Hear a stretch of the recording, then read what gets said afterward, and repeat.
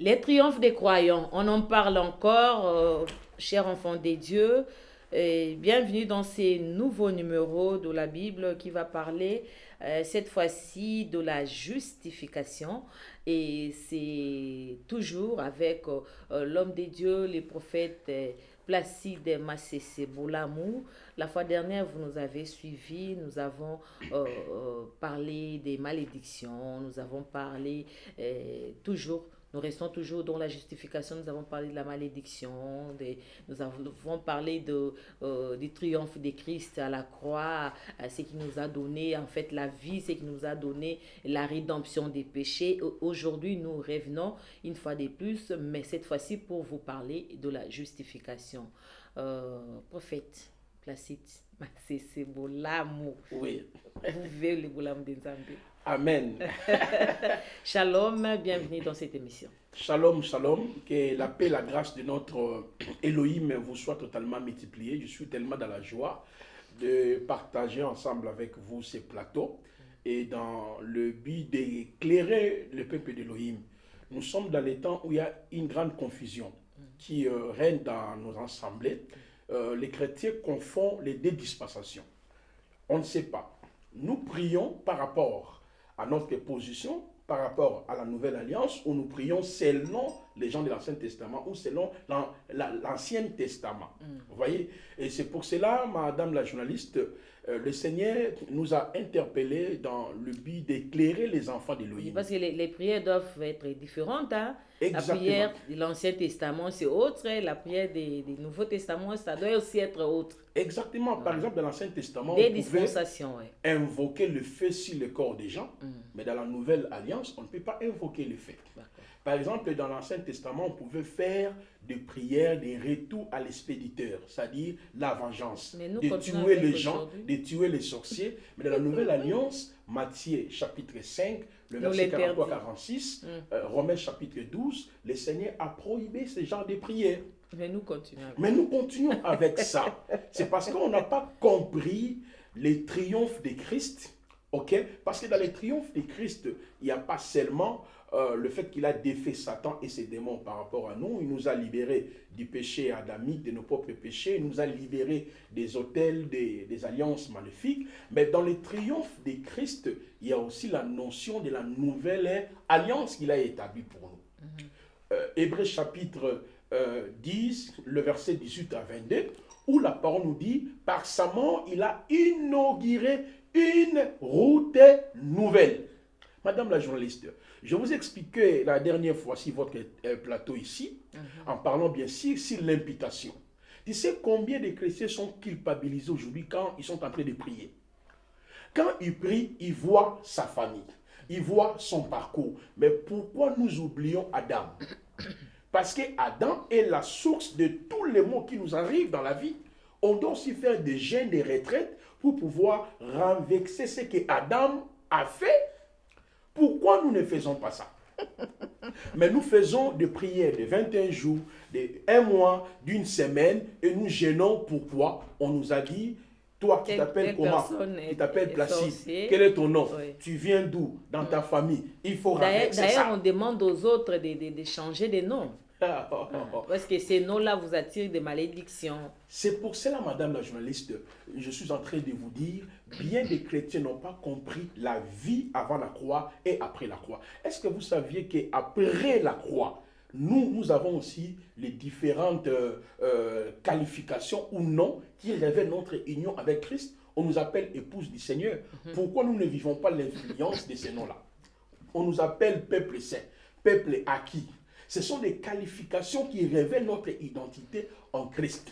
Regardez dans Hébreux chapitre 10, le verset 18 là, jusqu'au verset 22, la parole nous dit que par sa mort, il a inauguré une route nouvelle. Et il dit, il ne se souviendra plus de nos péchés. Dieu, là ce sont les clauses de la nouvelle alliance. Il ne se souvient plus de mes péchés. Il dit que je suis devenu son peuple, il a placé sa loi en moi. Il dit, il a placé sa loi en moi, il devient mon Dieu, il ne se souvient plus de mes péchés, mais dans nos assemblées locales, nous sommes en train de culpabiliser les chrétiens pour dire tes parents ont fait, tu y as fait, voilà ta vie, voilà la vie de tes enfants. Ce sont des choses vraies avant notre conversion. Parce que le diable règne. Maintenant, après la croix, après la prédication de la croix, nous avons déjà le triomphe de ces choses par les sacrifices. Qui devront être abolis. Abolis à la croix de Golgotha.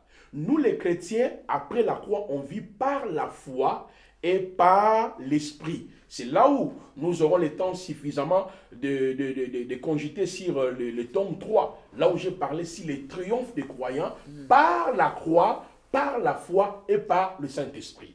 Alors, je l'ai expliqué ici, madame la journaliste, que la notion de malédiction générationnelle d'abord est biblique.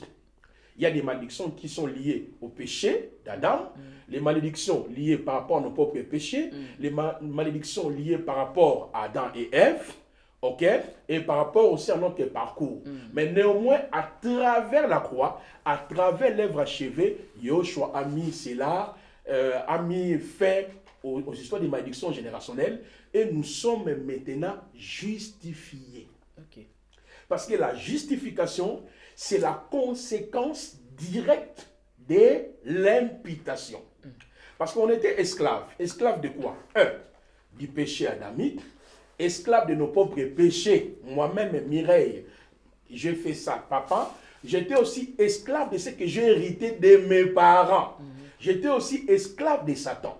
Maintenant, une fois que Yahushua a pris nos péchés, a pris nos maux, ont été alloués, accrédités sur son corps à la croix de Golgotha, pour que nous, l'Église du Seigneur, son peuple, qu'on ne puisse pas rester longtemps dans la culpabilité, parce que la Bible nous dit dans 1 Jean chapitre 3, le verset 17 à 18, « Si ton cœur te condamne, l'amour de Dieu est plus grand que ton cœur. » Cela veut dire quoi?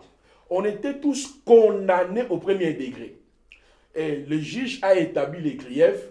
Vous, Placide, tu as volé, tu as fait ceci. Ça, c'est la condamnation. Donc, avant la croix, nous tous, on vivait sous la condamnation. Parce que nos problèmes ne découlent pas d'abord par rapport à nos péchés, par rapport à ce que nos parents ont fait. Nos problèmes découlent du fait que nous tous, nous sortions de la lignée d'Adam. Comme Adam fut le premier à pécher, et c'est là où les maux, la maladie, la domination ont pris contrôle dans notre vie. Comment est-ce que l'apôtre Paul définit-il la justification? C'est pour cela que je suis en cheval pour répondre à votre question. Maintenant, on nous dit dans 1 Jean là, si ton cœur te condamne, l'amour de Dieu est plus grand que ton cœur. C'est quoi l'amour de Dieu? Romains chapitre 8, le verset 1 jusqu'au verset 8e. Lorsque nous étions encore pécheurs, Dieu a répandu son amour pour moi et pour vous.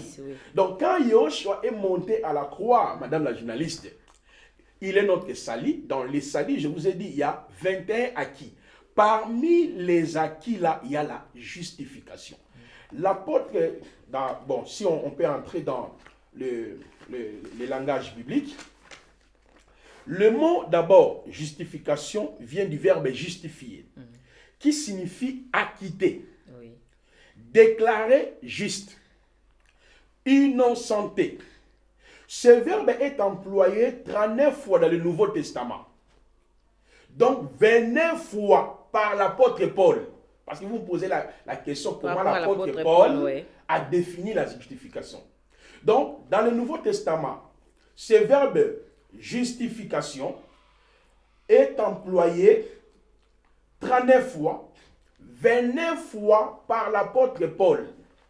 Donc quand Paul présentait l'évangile aux croyants, il démontrait la justification. Je viens de dire, ça signifie, le verbe justifier, ça signifie acquitter, disculper, innocenter, déclarer quelqu'un juste.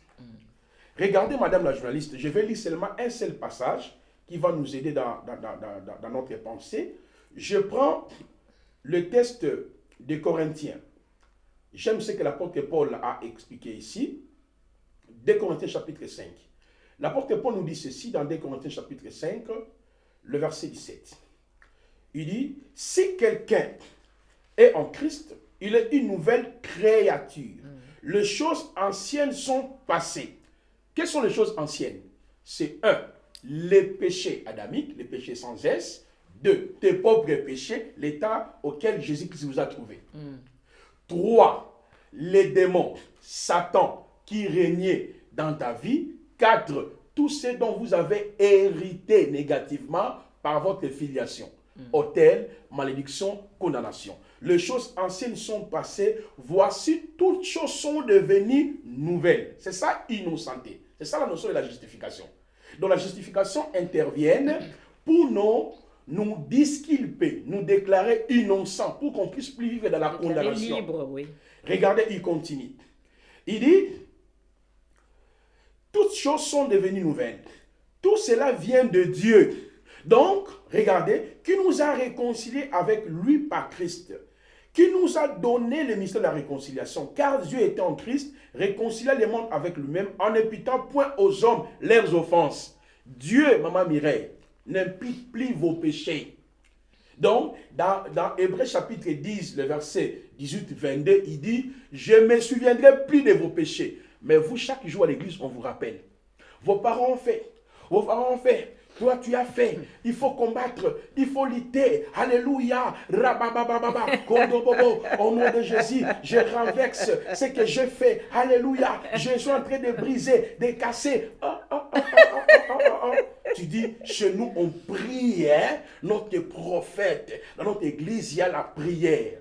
Vous êtes des ennemis de la croix. Vous n'avez pas encore compris votre identité. Il dit ceci. Car Dieu était en Christ, réconciliait le monde avec lui-même, en n'imputant point aux hommes leurs offenses. Dieu ne pense plus à vos péchés là. De vos péchés de vos parents. Il a tout oublié. Effacé même. Mais vous, on vous rappelle. Esther, on a dit, malgré la loi, il entrera, tu vas entrer. Malgré les lois de famille, non. Dieu a déjà placé sa loi divine en vous. Vous vivez selon la loi divine. Romains chapitre 8, le verset 1 jusqu'au verset 4e. La loi de l'esprit de vie en Christ m'a affranchi de la loi du péché et de la mort. Hébreux chapitre 7, le verset 7 jusqu'au verset... Hébreux chapitre 8, pardon, le verset 7 à 13. Dieu a placé sa loi divine en nous. Même Hébreux chapitre 10, le verset 18 à 22 que je suis en train de répéter à chaque fois. Le verset 20. Nous ne faisons donc les fonctions des ambassadeurs pour Christ. Comme si Dieu exhortait par nous, nous vous en supplions au nom du Christ, soyez réconciliés avec Dieu. Le verset 21, c'est ce qui m'intéresse. Celui qui n'a point connu le péché, il a fait devenir péché pour nous, afin que nous devenions en justice de Dieu.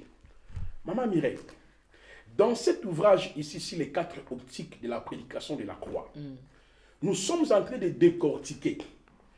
Dieu ne nous a pas seulement justifiés, comme cela est écrit dans ces passages ici. C'est-à-dire, Dieu ne nous a pas justifiés de quoi? Il t'a justifié de tes propres péchés. Mais personne ne peut vous rappeler votre passé. Mais combien de gens s'équipabilisent quand ils écoutent les prédicateurs? Parce que salaka boye. Kanisa le passé na yo. Place salaka. Ndengo bandaka. Ninyo yo salaka. Yango lelo koma olanda yo. Bana na yo pe lelo bazo sidi makambuana. Alléluia, c'est un faux prédicateur. C'est un ennemi de la croix. Philippiens chapitre 3, le verset 17 à 18. Vous voyez que l'église aujourd'hui, nous les pasteurs, nous sommes là pour balloter la foi des gens, pour coloniser encore les gens, pour culpabiliser encore les gens. Là, quand Maman Mireille, vous écoutez ce genre de prédication, vous vous sentez culpabilisé.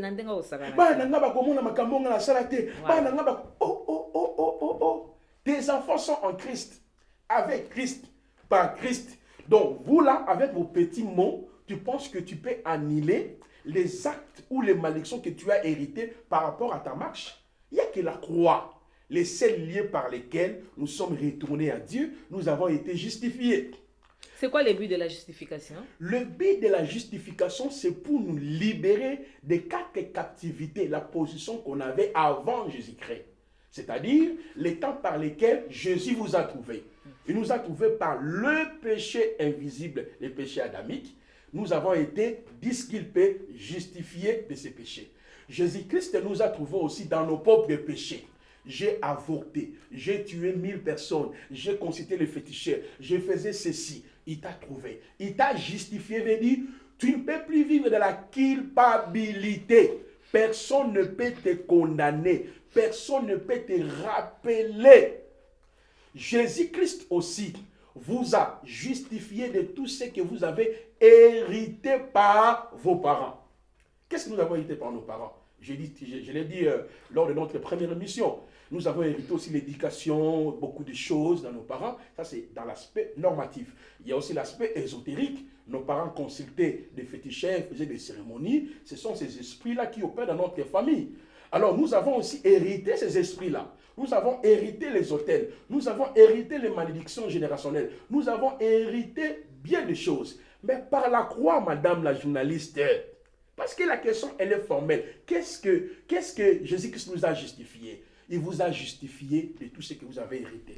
Je voudrais, par ici, lire ces passages que j'aime très bien.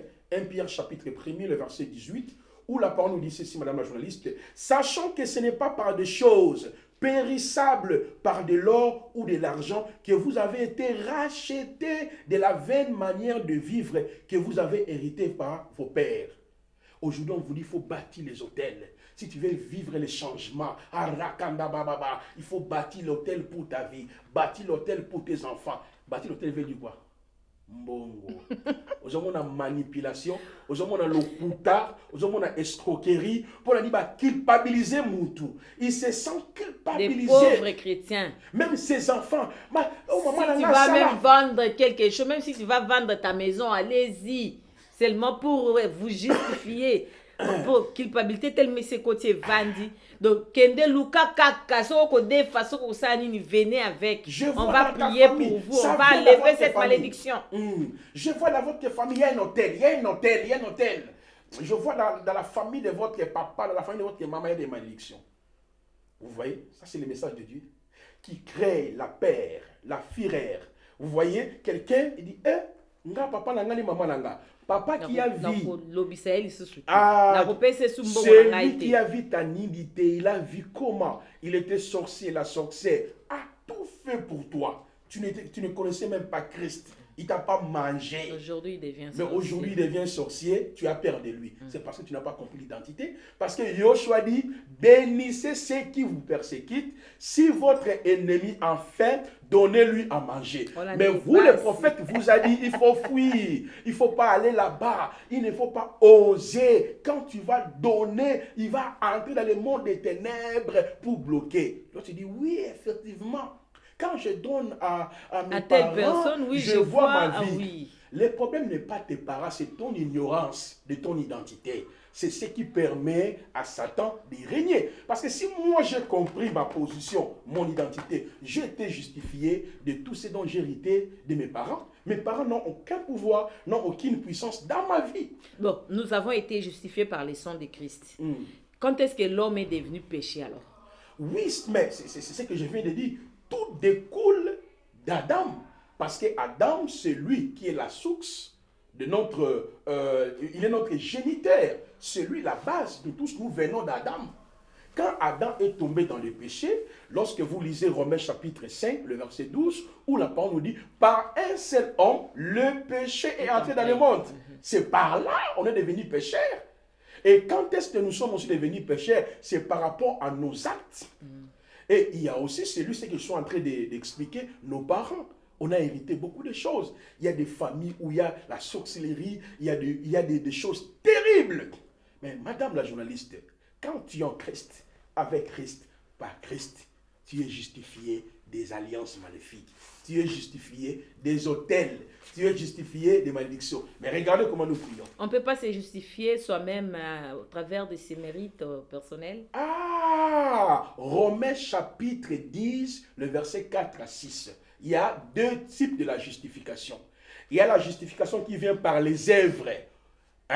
Et la justification qui vient par la grâce. Oui. Nous sommes, je vais lire ça pour mieux faire asseoir ma pensée par rapport à cette question que je trouve c'est vraiment pertinente. Romains chapitre 10, le verset 4. La parole nous dit ceci. Car Christ est la fin de la loi pour la justification de ceux qui croient. Notre justification ne vient pas par nous. Parce qu'il y a des gens qui se justifient aujourd'hui.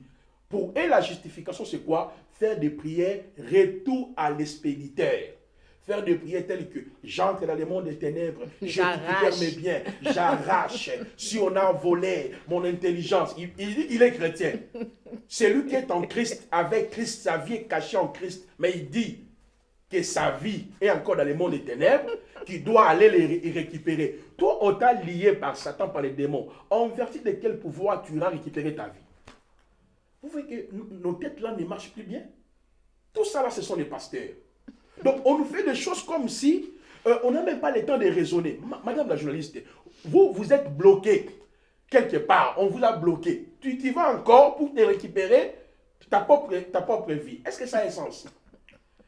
C'est ça la justification qui vient par les œuvres. L'homme veut se justifier. Tellement on a mal compris même le vocable de justification, on veut se venger. C'est comme si Christ n'a rien fait à la croix. C'est à moi. On pense qu'on a des mérites. Oui. Non.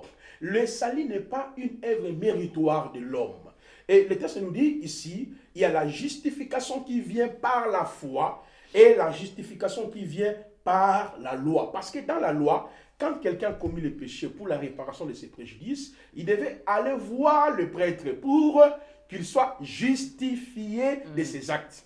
Nous avons par exemple Lévitique chapitre 1, chapitre 2, chapitre 3, chapitre 4, chapitre 5.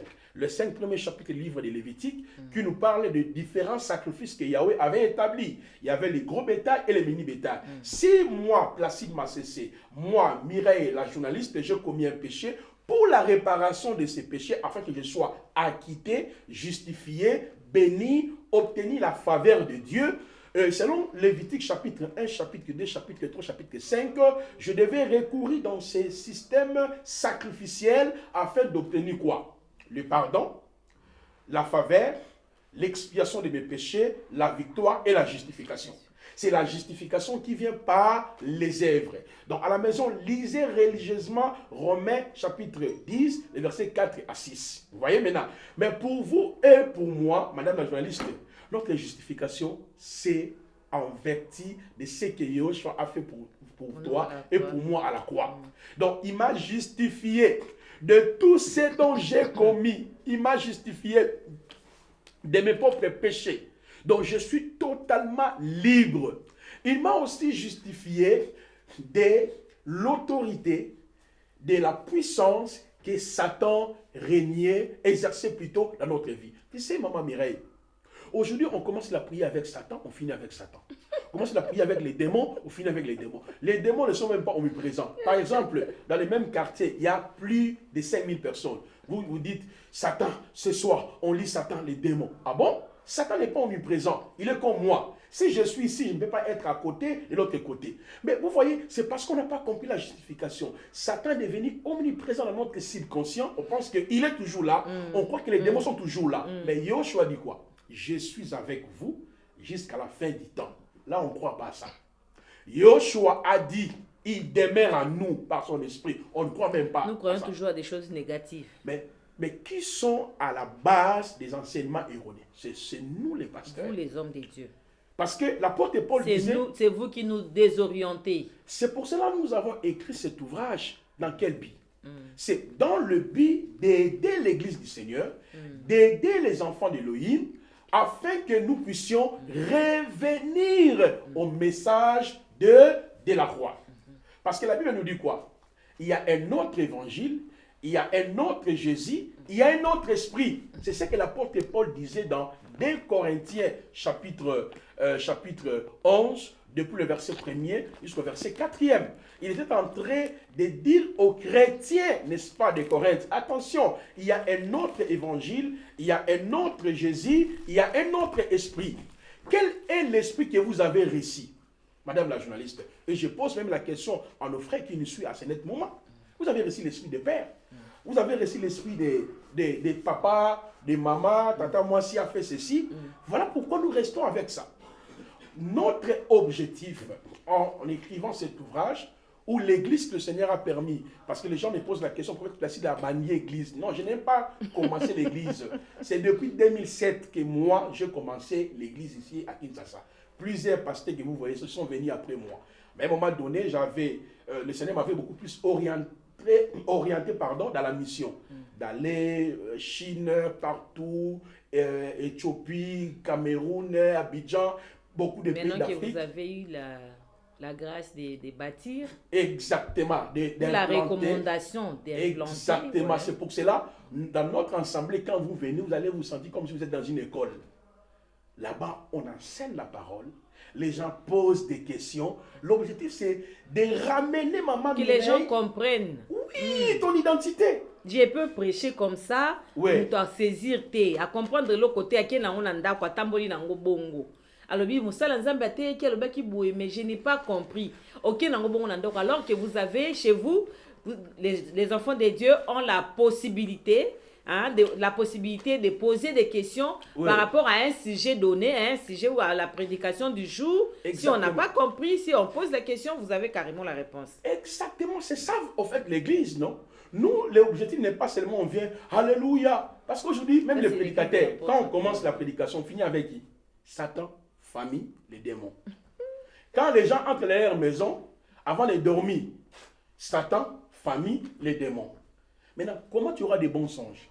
Tu auras toujours des songes, tu es en train de courir, en train de sauter, on te poursuit, parce que votre subconscient est submergé par Satan, démon, famille.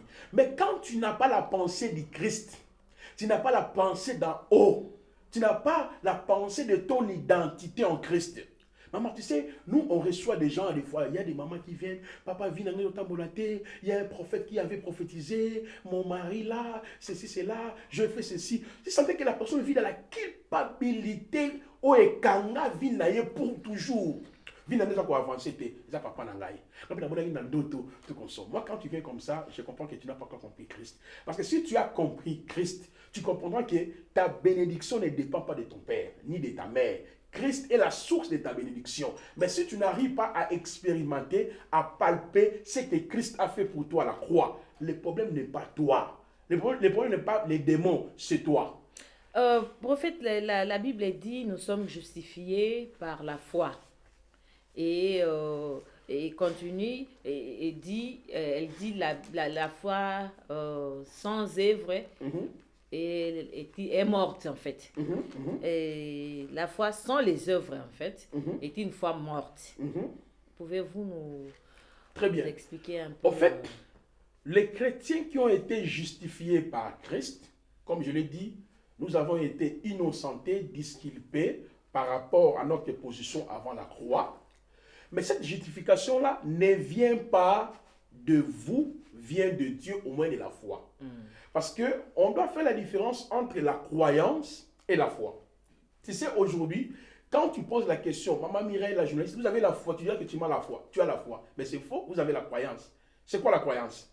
La croyance, si je prie comme ça, Dieu va me pardonner. Si je fais ceci comme Anne a fait, Dieu va m'exaucer. Si je bâtis les autels, Dieu va m'exaucer. À des fois, Dieu, dans sa souveraineté, une fois que tu es sincère, tu as exaucé, toi qui penses que le mécanisme est toi-même. Or, quand on parle de la foi, je vais vous donner un exemple simple. Abraham, dans Genèse chapitre 12, Abraham, verset 1 à 4, Abraham était dans la croyance de l'idolâtrie. La foi vient de ce qu'on attend. Quand Dieu a dit à Abraham, je te bénirai, toutes les familles de la terre seront bénies en toi. Celui qui te bénira sera béni. Je fais l'alliance avec toi. Voici les promesses. C'est ce qui a suscité la foi. Là, Abraham n'avait pas la foi, sa foi, mais Abraham avait la foi de Dieu. C'est-à-dire, avoir la foi de Dieu, cela veut dire, Abraham voyait sa vie à travers ce que Dieu avait dit, à travers l'alliance. Mais nous, les chrétiens de la nouvelle alliance, après l'œuvre de la croix, on n'a pas la foi. Plutôt, on n'a pas la croyance.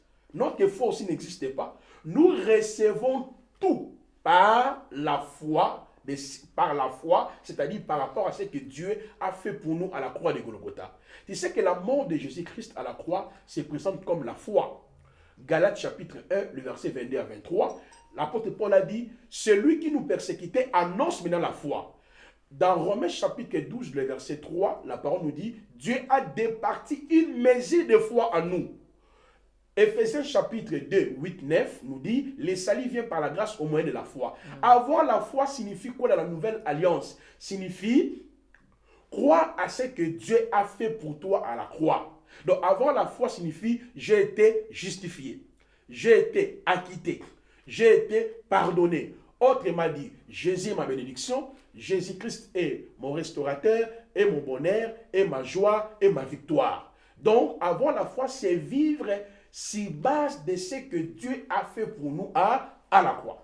Maintenant, comme nous sommes justifiés à travers la croix, il y a aussi les actes qu'on doit poser. Parce que dans les salis, il y a aussi les actes tels que assister les orphelins, tels que partager les biens avec ceux qui vous prêchent la parole, tels que si quelqu'un, comme Jésus-Christ l'a expliqué dans Matthieu. Galate combien? Galate 6, vous voyez, ça dit, on est là. C'est un verset biblique aimé par beaucoup de pasteurs. Hein? Non, mais nous, dans notre assemblée, on partage avec tout le monde. Si tu viens dans notre assemblée, même le dimanche, tous ceux qui entrent dans l'église, on partage ça. Donc, si l'argent entre, on prend. Celui qui n'a pas les transports. Batuna soya oya pamba bikuna bapesa batumbongo kuna soit un problème barosunga. Effectivement, c'est comme ça. Chez l'homme de Dieu, si tu as des problèmes, hein, il faut toujours approcher les responsables. Kunezate ba yambaka kaka, kuna pe babimisaka. Donc, ceux qui problème parmi les enfants de Dieu, entre bango, ils s'entraident, des athées azuka kakitunga, maman, tiens, qu'on a la voiture, na coffre, keinda, ya bango dosi la kawana. Et ça, musala nzambe, et dosa la ba ouvrage, otomoni awa, poto, epesa biso, bapesa biso, et sunga biso, na croissance spirituelle na biso, et zo sunga, musala nzambe, et kende liboso. Voilà un peu. Biso les athées, kota kaka, na suka lango. Pasteur Akenango, maman pasteur Alimoué, tout ça là, donc, biso zabouité. L'homme de Dieu, nous sommes à la fin. Oui. À monde de la fin. Alors, je dirais aux enfants de Dieu, vous avez été justifiés à la croix, sanctifiés, lavés. Il ne faut plus vivre de la culpabilité. Nous vous invitons chaque dimanche, nous sommes dans la commune de Lemba, et précisément dans Lemba Super. Une fois que vous arrivez à Lemba Super, vous demandez seulement la galerie Igo Tanzambe. Donc nous sommes là chaque dimanche à partir de 8h30 à 11h30.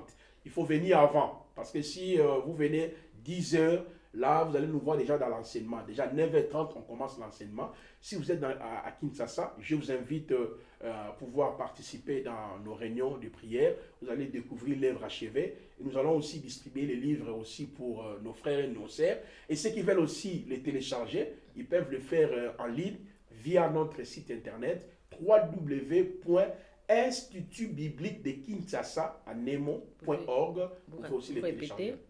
Institutbiblique-de-Kinshasa.org à Nemo. Institutbiblique-de-Kinshasa.org. Vous pouvez télécharger ces 3 ouvrages ici. Le numéro de téléphone, on peut voilà, l'avoir. Mon numéro c'est plus 243 81 23 62 658 plus 243 81 23 62 658. Voilà, merci beaucoup à vous. C'est moi qui vous remercie. Voilà, merci. Voilà, nous sommes arrivés à la fin. Nous avons parlé de la justification. Pas trop de commentaires. Si vous avez besoin de l'homme de Dieu, il a donné ses coordonnées. Vous pouvez l'appeler. Si vous voulez le voir personnellement, vous pouvez aller à la galerie Gotanzambi à Lemba Super. Soit vous nous appelez au numéro affiché au bas de vos postes et téléviseurs. Nous allons appeler l'homme de Dieu pour vous. Nous allons vous donner les contacts de l'homme de Dieu si vous n'avez pas pu prendre ces numéros. Voilà. Merci à vous tous qui étaient branchés pour suivre cet enseignement. Que notre Dieu vous bénisse. Au revoir.